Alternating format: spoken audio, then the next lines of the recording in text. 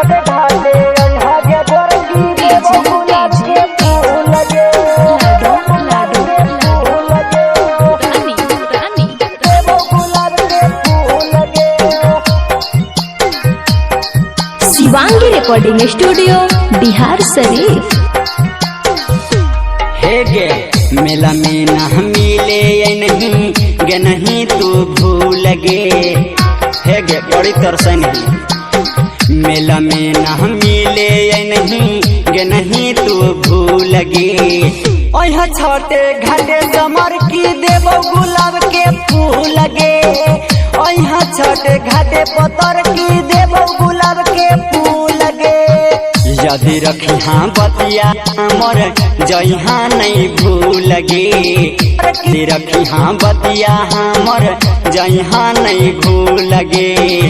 ओह छठे घाटे पतर की देवो गुलाब के फूल लगे। छठे घाटे यहाँ के गोरकी देवो गुलाब के फूल लगे। छठे घाटे यहाँ के गोरकी देवो गुलाब के फूल लगे देवो गुलाब के फूल लगे। छठे घाटे यहाँ के गोरकी देवो गुलाब के फूल लगे देवो गुलाब के फूल लगे।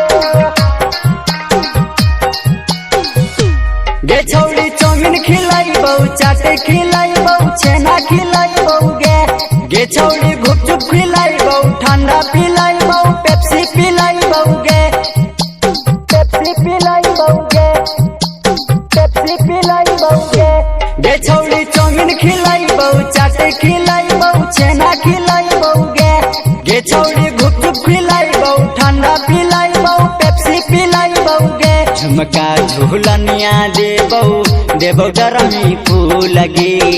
झुमका झूलनिया देवो गरमी फूल लगे। छठे घाटे यहाँ समर की देवो गुलाब के फूल लगे।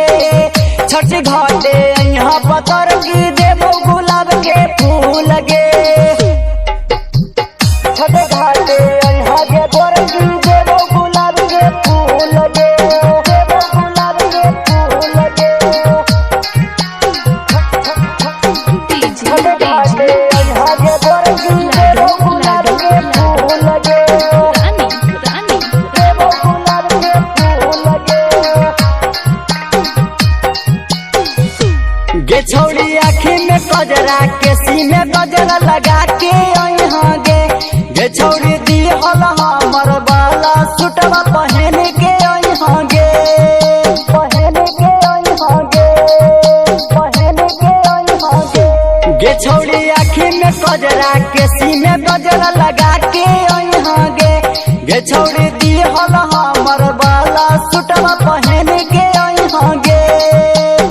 साजन दिलदार रखो दिलवा में साट गे तोरे लहनरियर छौड़ी चढ़लियौ हम घाट गे।